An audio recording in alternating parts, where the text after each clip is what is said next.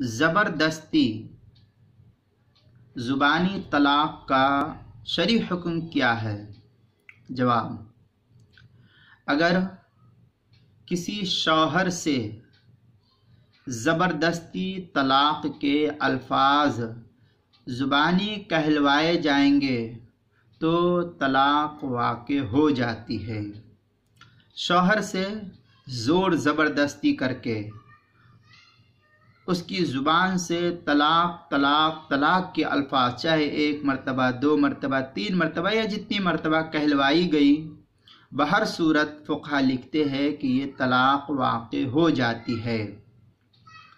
عبارات فقہا یہی ہے: وَيَقَعُ طَلَاقُ كُلِّ زَوْجٍ بَالِغٍ عَاقِلٍ وَلَوْ مُكْرِهًا فَطَلَاقُهُ صَحِيحٌ کے تحت جو ہے نقل کیا ہے در مختار شامیہ کی 4 جلد صفحہ 438 پر، جو زکریا بک ڈپو کا چھپا ہوا نسخہ ہے۔ فتاوی ہندیہ کی 1 جلد 353 صفحے پر بھی جو زکریا بک ڈپو کا چھپا ہوا نسخہ ہے، اس میں اسی طریقے سے عبارت کچھ الگ، اسی طریقے کی جو ہے کچھ اوپر نیچے عبارت نقل ہوئی ہے۔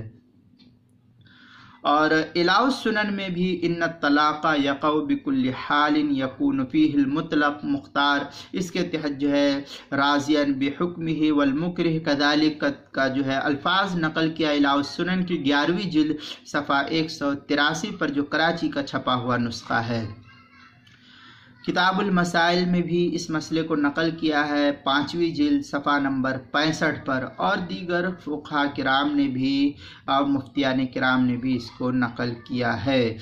بہر صورت اگر کسی شخص کو اس طریقے سے جبراً زبردستی طلاق کے الفاظ کہلوائے گئے اور اس شخص نے کہہ دیا تو طلاق واقع ہو جائے گی۔